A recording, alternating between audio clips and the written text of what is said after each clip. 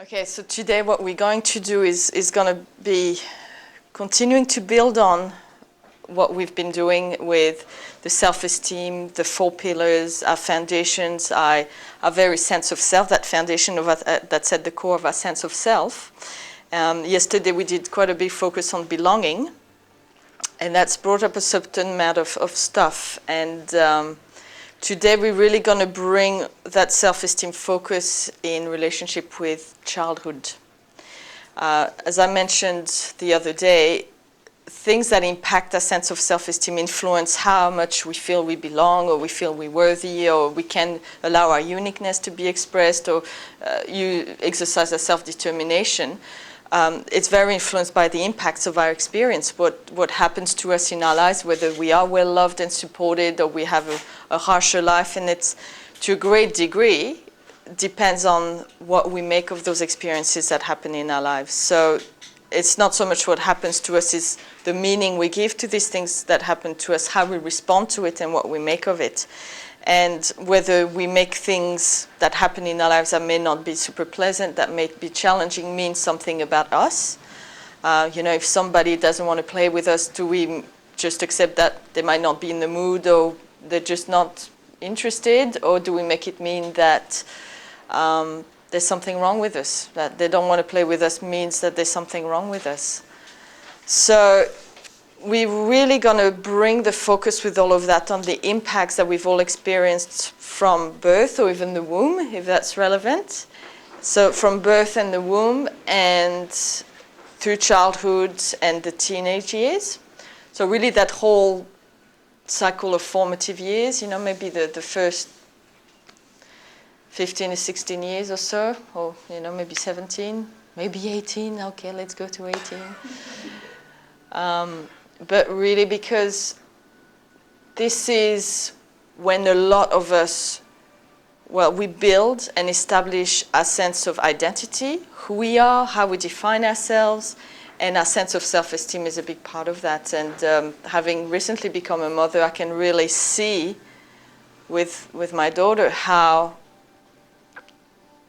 all the little ingredients, the little blocks in the everyday experience are there, and they can play a part in building her sense of self-esteem, how I relate with her, how I am with her, and the same with her father and all the significant people in her life, and just the things in her experience. And there's so many fine lines to manage to really help her feel confident in herself and not completely needy, but yet feel really loved and supported and valued. And all of that is so important in her developing her sense of worth and her sense of being self-determining in her own little way, and her sense of being in the right place and having that sense of belonging and being able to express her uniqueness, all of that. And it's a very interesting experience to then reflect on your own childhood when you witness something like that, and the experiences that you had in your own childhood, and realizing how much things that you took for granted may have been damaging. But when you're a kid, the way your life is just the way your life is. You don't go, oh, well, I think my life should be a different way, because that's all you know. So there's a lot of things that we took for granted when we were children that, now if you kind of look back with fresh eyes, with what you know of the world, you can go, well, actually, that was pretty messed up, or that was not very healthy. There are other things in your childhood that you may be hanging on to, like a major trauma, and these bad things that my mother did, or my uncle did, or that happened to me when I was 7, all these things. But sometimes it's your interpretation when you were 7, or whatever happened. You turned it into something major and dramatic, where it wasn't necessarily. As an example, I can use that whole example when I was about 3 or so. I remember having a tantrum, and that was the last one I ever had. I think it was the dishwashing soap, and I wanted it, and my mother wouldn't give it to me, and I was starting going, Aah! And so she just grabbed me by the arm, led me to my room, and said, you are not coming out until you calm down, and just closed the door. She didn't lock me in or anything, but she was just so firm with it and so strong with it that I was like, I got very angry, and I, did my little tantrum, and then I calmed myself down, and when I was ready, I came out a bit sheepishly, And, to me, I remember that very clearly. So to me, that was like a major impact at that age. I mean, it's not a big drama. It's not like a terrible thing that happened to me, but it's something that I remember very clearly as a bit of a turning point. Because at the time, what I made that mean is that it was not okay for me to get angry. And I could not be angry. It wasn't okay to feel anger. And so I spent then the rest of my childhood and stuff until my teenage years and the rebellion and all the anger that came then, repressing anger within myself. But really, I could have chosen to make it mean something totally different, So we got to be really careful with childhood issues that we don't start blaming the parenting we received or the schooling we received, all of that, and just look subjectively where certain things that maybe we're accepted to be okay, we're not okay. And with certain things that we, hang on to as like, we want to blame our parents and it was a horrible thing that happened. Actually, it was just us that turned it into a big drama, and it was just us that turned it against ourselves. Like with this example I just gave you, all my mother did was just the whole, which is a technique quite used, is the whole downtime, off time. It's like, you're being naughty, so I'm just going to put you away in the corner and, you don't come out until you've calmed down and you say you're sorry, kind of thing. And it was just a way to stop a tantrum. But, I turned it into this major thing because that's how I interpreted it at the time. So there's lots of little things like this in our childhood that can really define our sense of who we think we are, who we think we're allowed to be. And then, because we as children are very needing of the approval of our parents.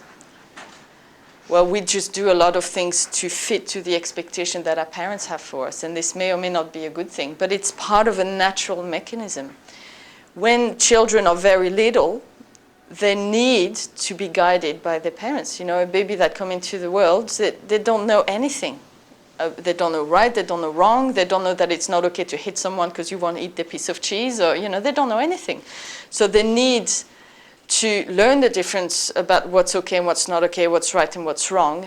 And a lot of this process can only happen if they want the approval of the people who are guiding them in their life to learn the difference between right and wrong. So the needing approval from parents, which is something that, we worked on, because different people then continue their whole life playing out these patterns of needing approval from the parents in some way or another. So we work on, releasing that, and sometimes we get really judgmental of, the fact that we needed approval from our parents all that time. But it's a very vital, important part of growing up in these early years.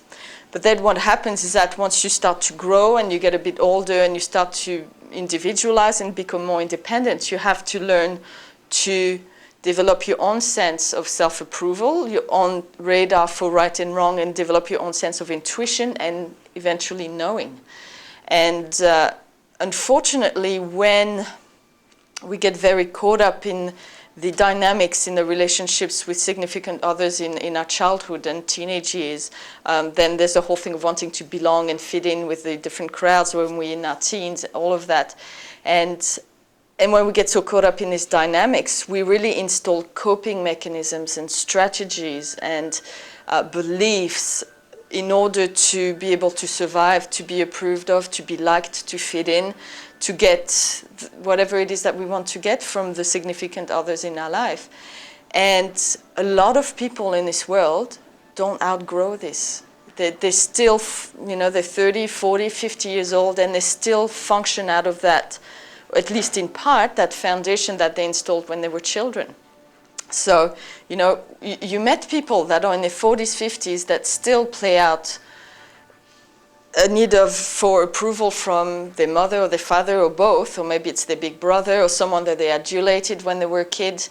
And it's not like, they call their mother or father, oh, what do you think, I should do this or should do that? It's not like that necessarily, although some people do. They are children that are very much like this with their parents, where they can't make a decision without having the parents' approval. But it's more like what's happened, what usually more often happens is they've internalized the voices of their parents as part of the inner critic. And so, everything that they do in their lives, there's like a little voice in their mind of the inner critic that will be actually their perception of, it's like their mother and their father is inside their mind, and it's like, oh, you know, my dad would like that, or my mother would like that, or they wouldn't like that, and so then they do it or not. You know, it's kind of that sense of the inner critic voices that we have in our head are usually the sum total of people that we placed in a position of authority in terms of we cared about what they thought about us at some point in our life.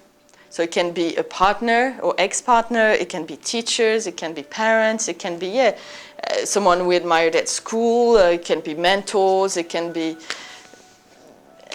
grandfathers, grandmothers, and all of that becomes part of our inner critic voices, and sometimes of our inner coach voices if we were lucky enough to have some of these people be very supportive in our life. But then the problem is that we keep going through our life trying to please the voices of all these people from our past. And, you know, by the time you're, certainly by the time you're 18, but really by the time you're 16 or so, you should be starting to not really care so much what your parents think and be more focused on developing your own sense of knowing and guidance and just, you know, explore your own sense of right and wrong. It's just transcending, and that's part of the weaning process, extended weaning process and the growth process. So what I'd like us to look at today is experiences, memories, turning points, relationships that we had in our childhood and our teen years that were turning points or that were big influences or that really we feel affected our sense of worth or belonging or belief in ourselves, self-determination, uniqueness, all that stuff. And really get a sense for what we've let go of and what we haven't, what is in our foundation that's still very much defined by these early years where we built that foundation and we built our sense of identity and we built our skills of relating with other people in our lives. Most of you know how much our romantic relationships, especially in the early years, are influenced by the quality of the relationships with our parents, right? It's really, the way it works is that at least early in life, but it can be actually your whole life if you don't sort out those issues, the patterns that play out in your romantic relationships are you sorting out parental issues. That's just how it works. It's just how the system is set up in the life. So your early relationships, when you start to, you know, in your late teens or whatever, your 20s, hopefully you sort it out at some point soon, but for some people, they're in their 50s still playing out patterns of parental issues with partners. So, you know, it really depends when you get the learning and you transcend these issues and patterns with your parents, so then you don't need to play that out in your relationships anymore. So all of that is also a big impact on how you relate.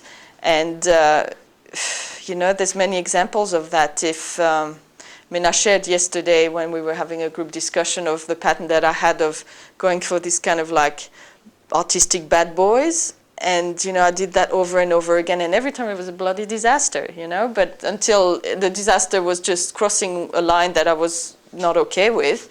And I just went, oh, my God, you know, this has to stop. And then really faced all the issues that were there and did a huge clearing, huge transformation. A lot of things changed for me then, and because I let go of so much. And then, you know, not very long afterwards, you know, things happened, and I got together with Michael.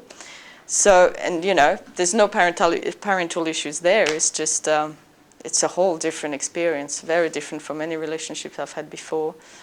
And really, if I look at that pattern, that was very much me sorting out parental issues, because I was going for boys that to some degree were a bit like my dad. And then that's the classic. It's like, you know, girls kind of, you know, that they kind of tend to pick boys that are either like their dad or the exact opposite.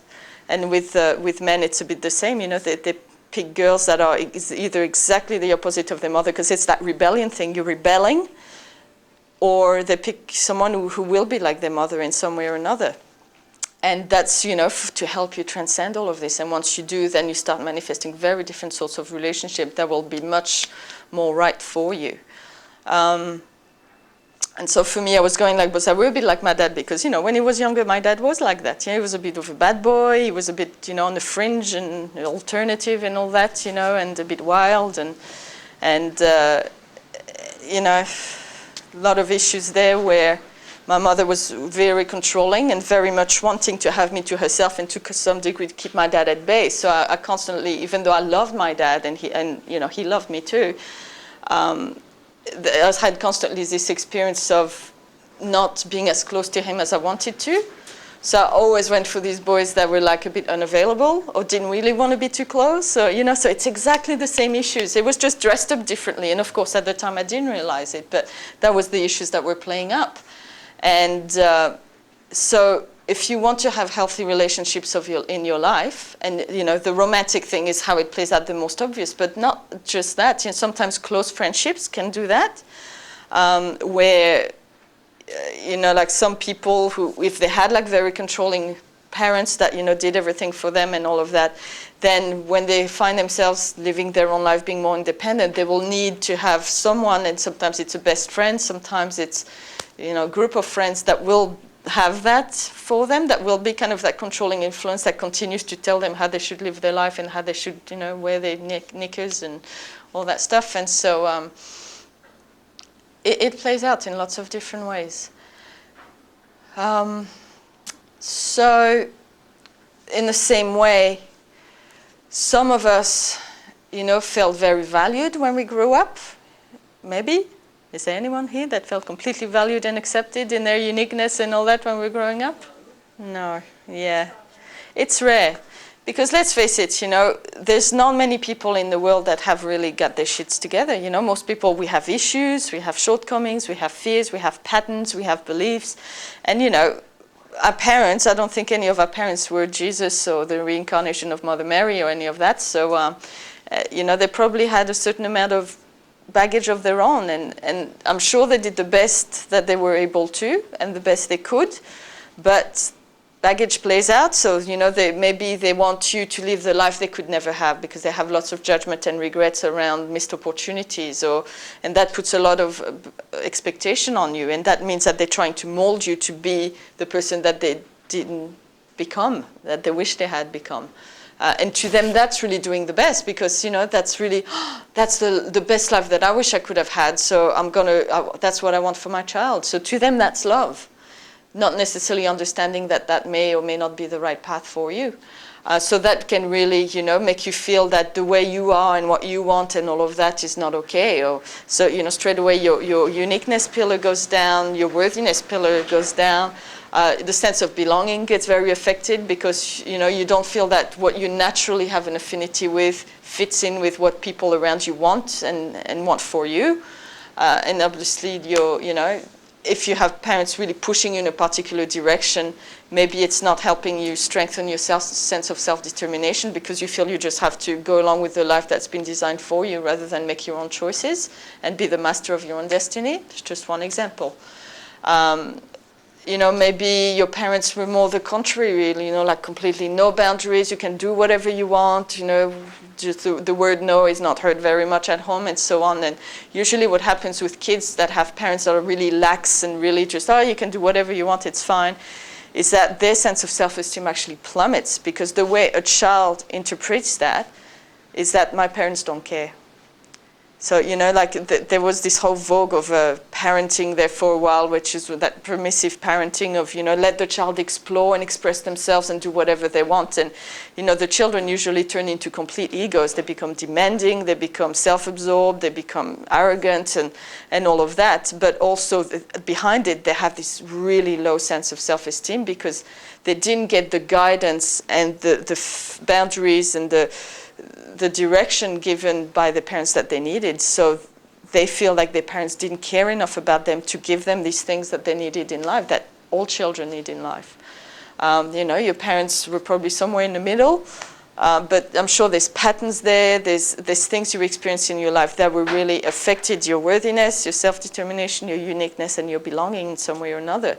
You know, some of you I know in different times have gone like, how did I land in this family? Surely this isn't my family, you know. You know, for others, there may have been experiences where for some reason or another you felt like you never really belong with the people around you. You know, some of us come in with a very different kind of energy and And, you know, maybe some of us were adopted or experienced that, you know, being born in one place and growing up in another, or maybe there was a move, you know, or maybe there was divorce. So there's things like this that happen when we're growing up that really knock around our sense of self-esteem, because, you know, when parents divorce, very common for children to feel guilty and think that it's their fault, you know, because, oh, well, if I were, you know, mom and dad, they fight about me, or, you know, they're just, you know, always arguing about what's best for me or who should do what, or, so it must be my fault that they don't love each other anymore. And that's very common. So, you know, there's so many possibilities of what things that can happen in our relationship with our parents, with our siblings. You know, there's maybe the big brother, big sister that was really supportive and, you know, defended you in the schoolyard, or there was the one that always picked on you and called you an idiot and, you know, called you a fat cat, or, you know, these things that, you know, siblings do sometimes when they're mean to each other and they ridicule each other, pick on each other. So whatever the impacts of that are, it's good to really review what you still carry in your foundation and how that affected your sense of self and your sense of your relationship with your life and the world, because we need to really let go. You know, this is, all of you are way too old to still function out of patterns that have to be with your parents, or, you know, something that happened when you were 5 years old, or pleasing the teachers, or not upsetting the other kids in the schoolyard. All of that is obsolete, and I can guarantee all of you still have some stuff in your foundation that goes back to those times, that plays out, whether it's in your relationship or how you are with yourself, or the inner critic, or the state of your foundation. And it needs to go. You know, we need to kind of have a new foundation that's mature about, you know, who you are now, what you are about now, and letting go of all this stuff that you built when you were a tiny little person, having a very different life and making very different choices. So, yeah.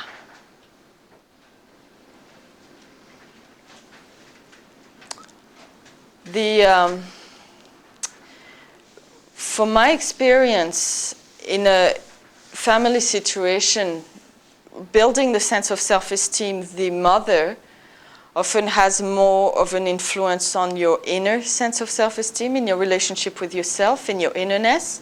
And the father has more of an influence on your sense of self-esteem in relationship to the outside world, you know, what you're able to do in the world, achieve in the world, all of that. And naturally, you know, the men and women can be both nurturing, can be both strong, can, you know, be lots of different things. But the way nature intends it, there are certain natural roles and abilities that women play in a family setting or in a tribe, and they're the same for men.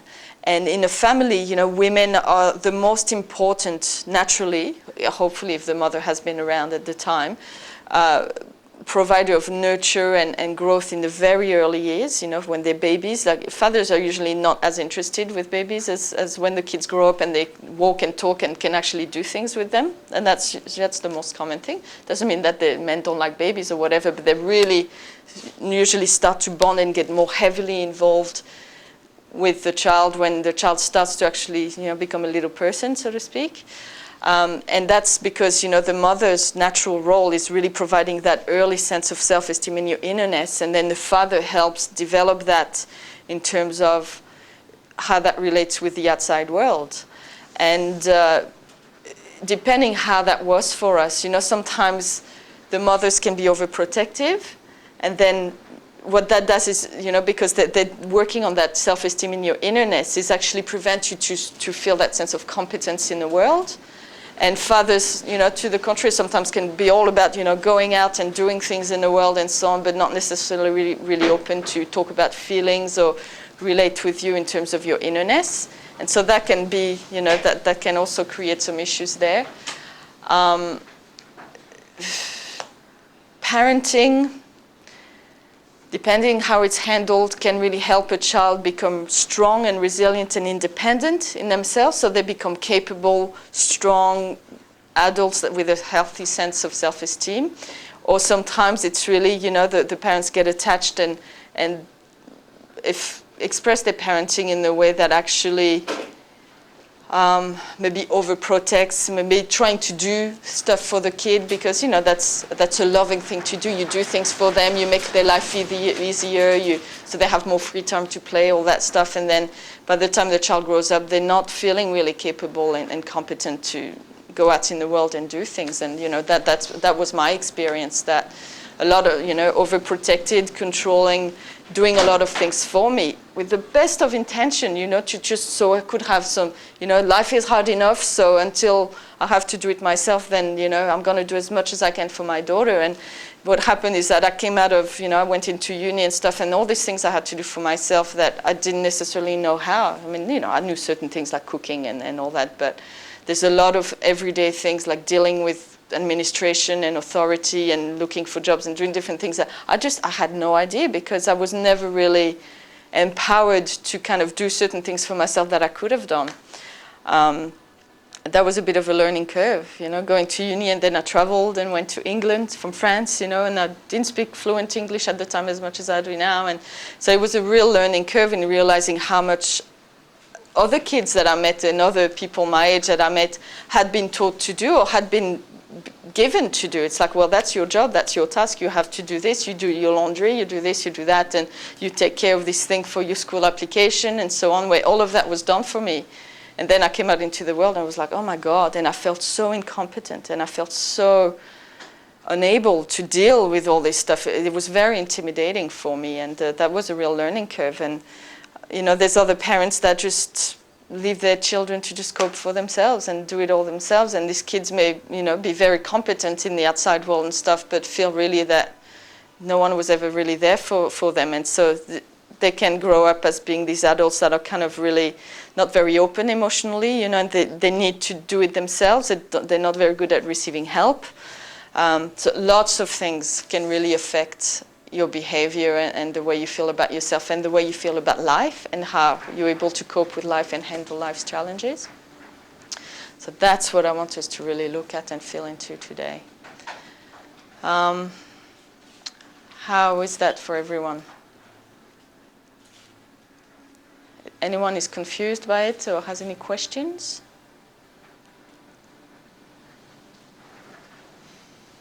Okay. So we'll do a bit of a process later, but for now I'd like us to really spend some time by ourselves, just sitting with a bit of a review thing going on, or really just feeling into key events in our lives, or how the relationship was with our parents and our siblings, and maybe key experiences at school, other kids at school, you know, perhaps we had experiences of being bullied at school for years, you know, and that, of course, is going to affect your sense of self-esteem and your sense of belonging. Imagine how much you will feel you belong if, like, all your experience at school is being bullied all the time, you know. Not much belonging happening there. Or it may, if you chose to not make it about you and not make it mean that there was something wrong with you or that you didn't belong. But it's hard for a kid not to get at least affected to some degree by experiences like that. So let's start perhaps with one focus before we scatter too much, you know, and the process needs to grow organically and be as it is, but let's start to just perhaps focus on the really early years, anything we remember, and we may not remember the facts of what happened and so on, but I'm sure if we feel into it, we can start to get some memories, at least on a feeling level of how it felt as a baby, whether we felt wanted or not wanted, loved or not loved, safe or not safe, coming into the world. And then these early years up until we were about 7 or 8.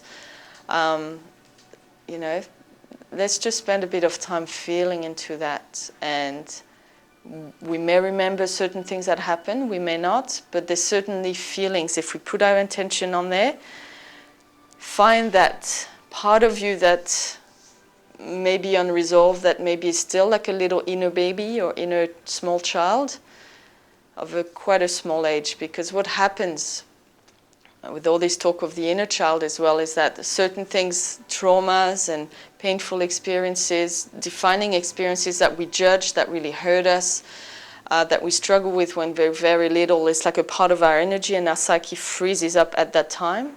And unless we heal it and release the judgment and clear it and let it go, that part of our energy never grows up, and that's why we have this inner child thing, and often we have these inner children of all different ages, because it's all the different things that happens that traumatized us, or we judged, or really hurt us, and we just never processed it, so it stayed stuck at being 5 years old, or 2 years old, or 12 years old. And so, you know, so if you're having a bit of trouble getting in touch with the feeling memories, or the sense of how it was for you at the time, you know, did you feel love? Did you not? Did you feel intelligent, or did you feel stupid? I know as a kid I'd forgotten it till recently. I felt quite stupid and awkward a lot of the time, because I just had trouble relating with other kids the way that they were. You know, I would smile at them and they'd pull faces at me and send all this attack energy. And you know, just memories like this that, you know, come back sometimes, that you forget in these early years when you're really little. And because then you learn to put a mask on, and you learn to act a certain way that helps you fit in. But in these early years, when you were first discovering how the world really was, maybe you didn't. Maybe you did. I don't know. You know, don't create issues where there aren't any, but really try to remember how it really was in your experience for these early years. And if you're having trouble with it, just try to zone in on a part of you that still feels like a little baby or a very little kid, that something in you that's very vulnerable, maybe not very safe, maybe scared, maybe lonely, or maybe happy. But, you know, if there's an inner child in there, it's probably got some issue. Otherwise, that part of your energy would have just grown and matured naturally. So we're just doing the more from the womb to baby to the early years, to about 7 or so.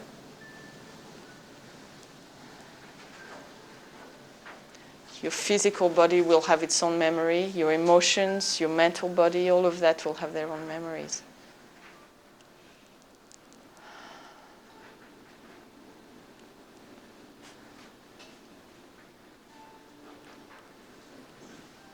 It's not about reclaiming the past. It's just about shedding the light on the things that are there, that are still in our foundations, that need to be taken out, loved into wholeness, and released. From being a little baby, maybe in your mother's womb. We all come from a womb, in some way or another.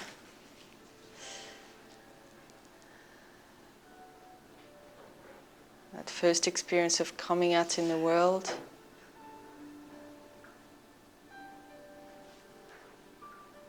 The family we came into, the place we came into, the kind of life we came into.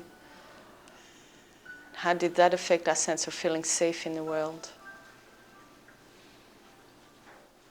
Of feeling loved, feeling we belonged, feeling worthy.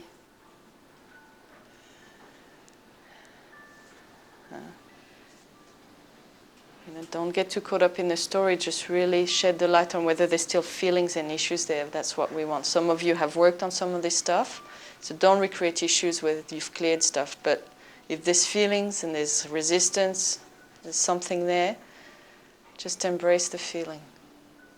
Just be aware of how that's affected your core sense of self and sense of self-esteem.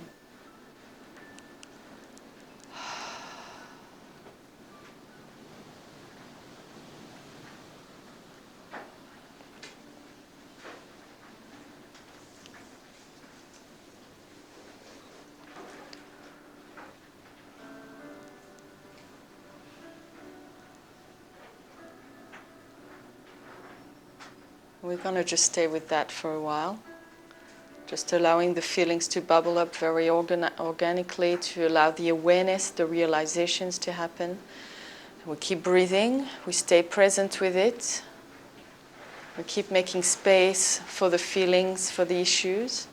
And remember, it's not about judging or blaming or going into self-pity or reclaiming the past. It's just about, oh my God, I can't believe that's still there. I can't believe I've been hanging on to this whole time. I can't believe I've had this belief about the world being a scary place, or people not being nice, or people all being like this or like that because of these early experiences. It's time to let go of all of it anything you installed at the time, you have to let go. Don't pick and choose, just let it all go. Whatever is love, whatever still serves will remain.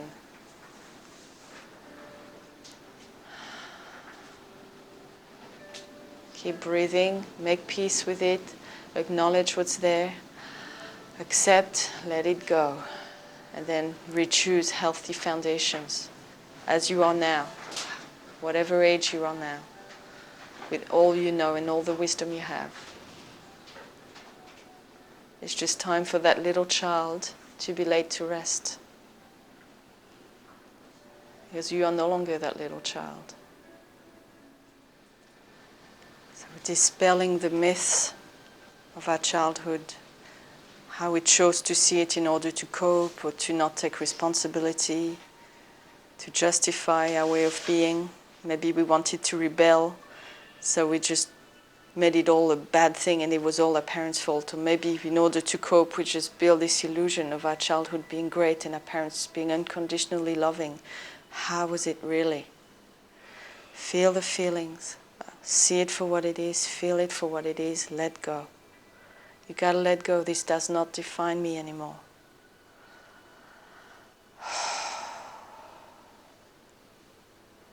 And we can expand the range. We can go up in age a bit too if we want. Just allow the energy to guide you. 8, 9, 10 years old. Maybe major events have happened then, maybe not. How did you feel in your innerness in relationship to your parents, your siblings, other kids, school teachers?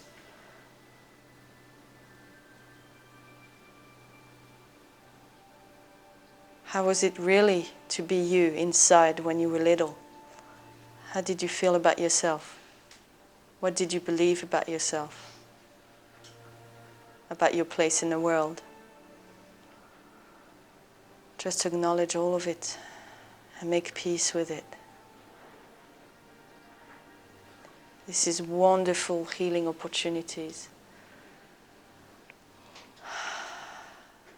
Time to leave it all behind. Open and let go. Feel, acknowledge, accept. No judgment of anyone and anything involved. Let it go. Just people and their mess and their baggage and their fears. Doing life, trying to cope.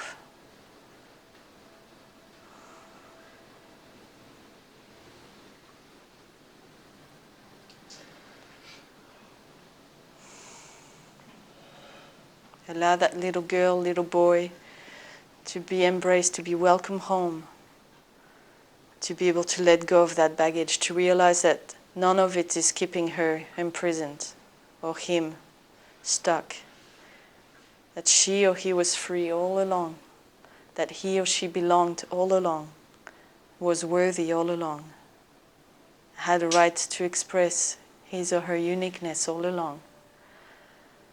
That it doesn't matter what other people expected, what other kids did or said. I was all right all along. And keep releasing, keep feeling, keep accepting, keep letting go.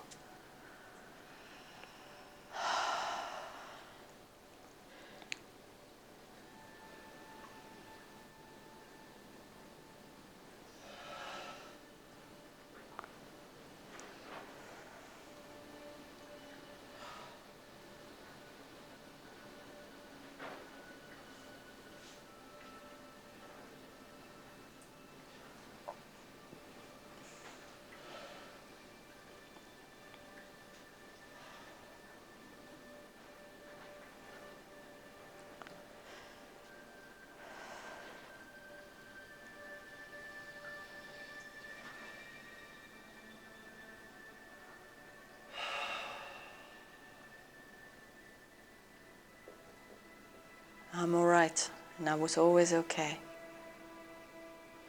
All of the stories and facts of what happened, I can let it all go so that the real me can shine again.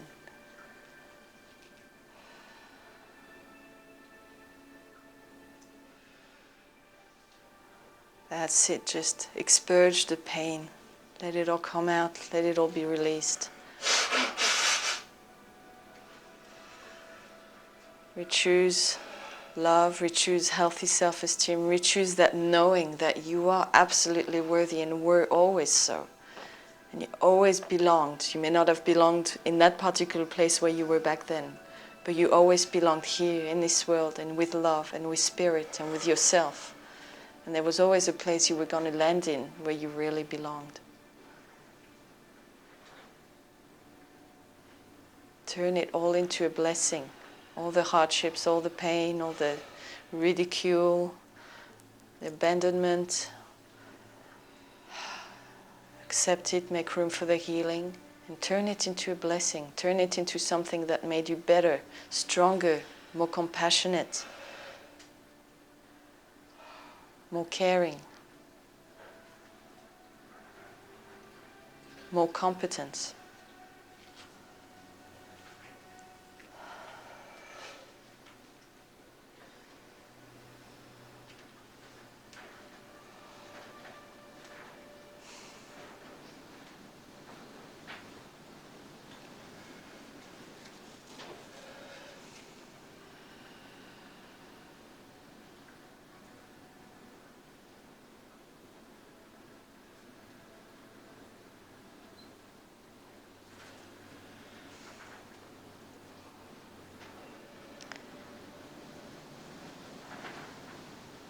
You can't get caught up in blaming, because the way the universe works, nothing is random. You don't land into a particular family or get born in a particular place or situation by chance, randomly. It's all choices and consequences. It's either for you to get certain learning you need, or certain learning you choose to have, develop certain qualities, learn to care or not care about certain things. So turn it all into a blessing. Let's make the most of it. Sometimes we're born into particular families or situations because we want to be able to serve as part of that.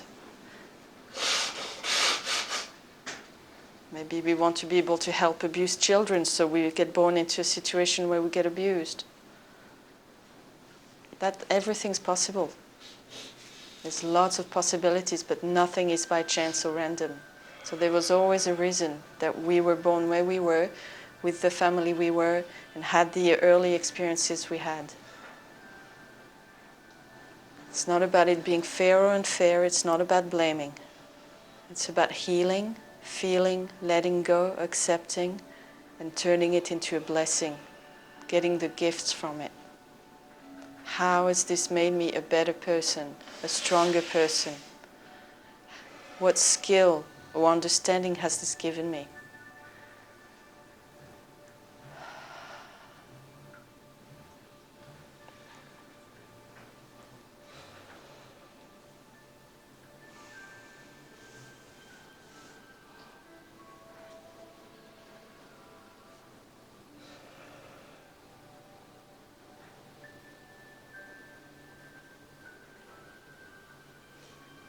And it's not just thinking about it thing, it's got to drop in your heart, in your very being, in your foundation. Remember, this is about letting go of these old foundations from our childhood to install new foundations that are about the here and now. We do remember, we have the memories, but we don't carry the baggage. We turn it all into a blessing.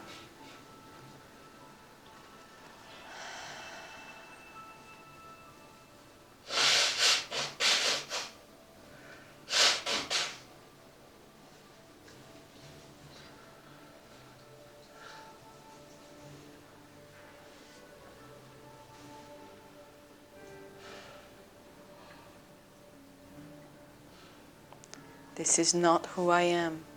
This is not something that defines me. It is something I'm healing. And the inner parent has got to help that inner child let go, healed, feel loved and valued again and belonging. You got to provide that for yourself as the inner parent to that inner child part of you.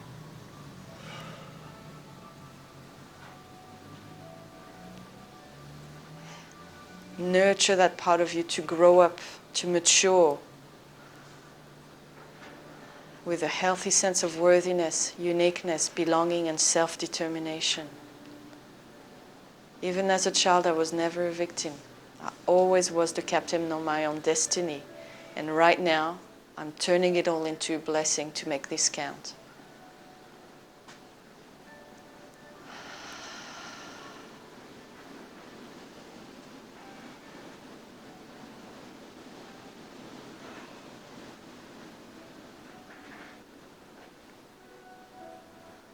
Doesn't mean that I have to force myself to think that everything was so great about my childhood. But by in a place where, come to a place where it's like, it was as it was. And I learned a lot from it, and I grew a lot from it.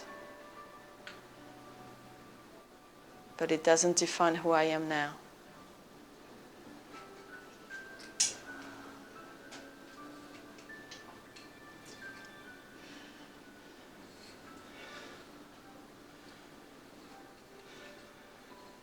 It's irrelevant to who I am now. I'm at peace with it. But this is a different story. This is a different beginning. I'm not denying anything that's still there that needs healing and clearing, but I'm just reorienting my choices, stating what I'm about and what I'm choosing and what I'm making it be, transforming it into.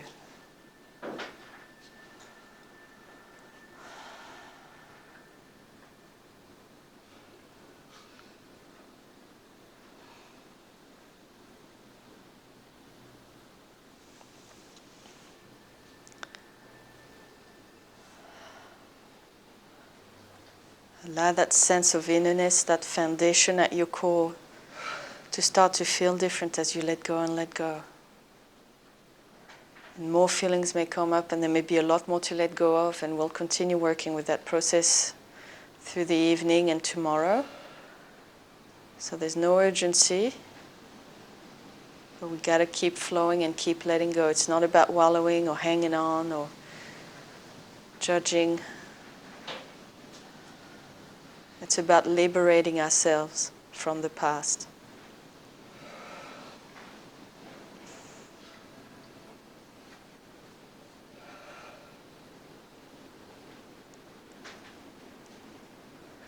And all the coping strategies we had as kids to avoid things. You know, perhaps we took refuge in our imagination or books or, maybe nature. But it was not fully healthy because it was a way of avoiding the reality of our life, avoiding certain feelings maybe. Some of you have that.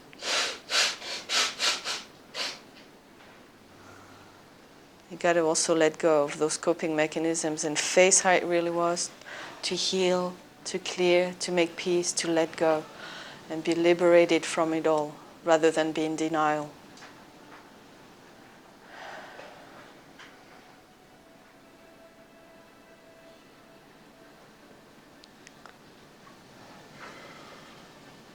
Appreciate the gifts, let go of everything.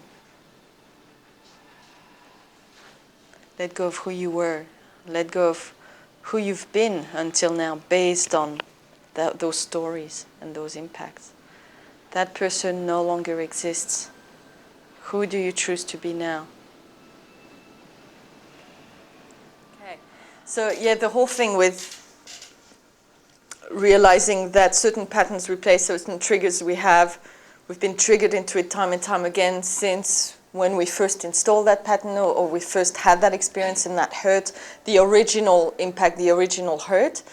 And really when we get triggered, usually what we do is make a present situation about the same thing that happened somewhere in the past. And that's why usually when we're triggered, we're not really in the moment, we're not aligned and centered, because we get triggered into some pattern or some old hurt within ourselves, which is really not necessarily about what's happening right now, it's about that thing in the past. And every time we get triggered again, it adds like one more pill to that string or one more layer to the issue. And you know, often when we work on our process, you know, we have this experience of going through layers and layers of the issue until we get to the core.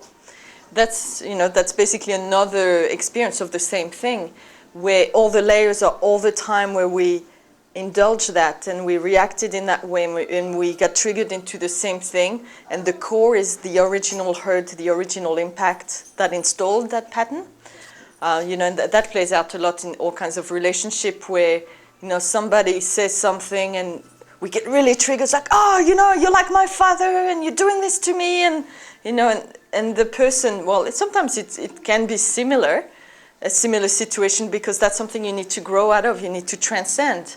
So, you know, you're manifesting this relationship in our life with people that are going to be playing out patterns like your father did, because that's supposed to help you transcend your father issues. But there are times where it's not happening, but it's just your perception, because there's a few elements of that situation that remind you of something that happened when you were 5 or with your father, and you get triggered into feeling that again, and you're making the present situation about this thing that happened in the past, and you're not really present, and you're not in the moment, and you're not really seeing the situation as it is. So it's very important, when you really want to clear things more effectively, to really kind of track back right to that original impact, that original installation of the program, that original hurt.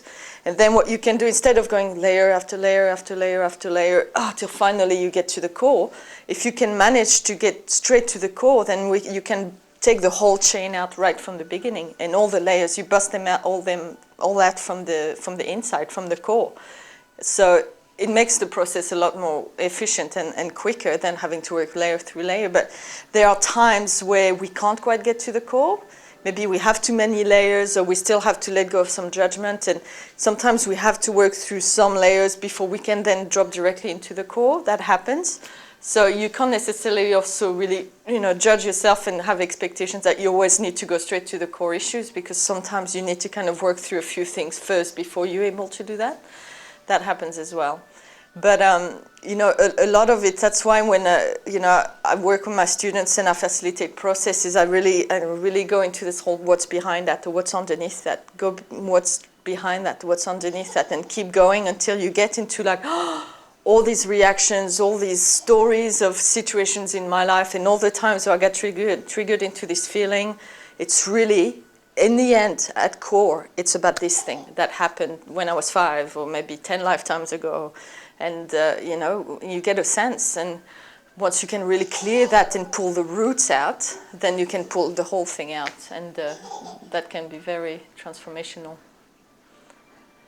So, yes, so some of this whole thing, this process we're doing with the childhood clearing, is for you to be able to, instead of working on the patterns from layer to layer, from the here and now, going straight to the core and the root of these patterns and issues that you installed in your childhood, in your foundation, so that we can really just get all that out right from the foundation, and you can bring a new energy in, and you can build your pillars up in a whole new way, and then really live your life from a place that's a lot more present in the here and now, and a lot more relevant for who you are and who you choose to be right here, right now.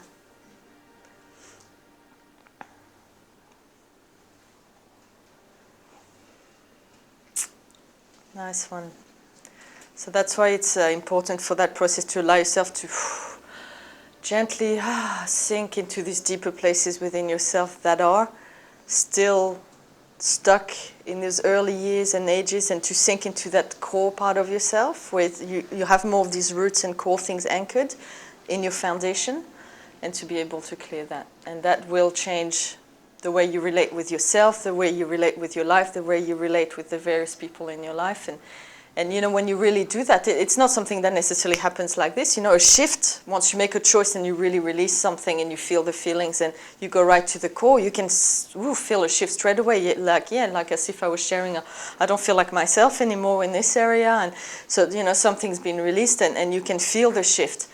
But then you have to continue affirming the new choice and harmonizing in the new and building that new foundation, so that that change then shows in how you behave and how you live your life and how you relate, and you can really see and feel the transformation of having let go of these old patterns and issues and foundation, and really doing things in a new way, being in a new way.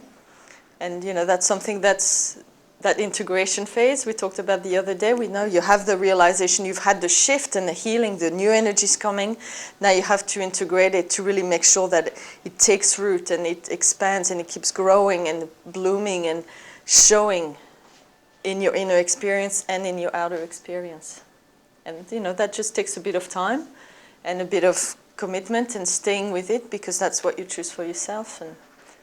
And on to the next thing and the next thing, and keep growing. So yeah, that's great.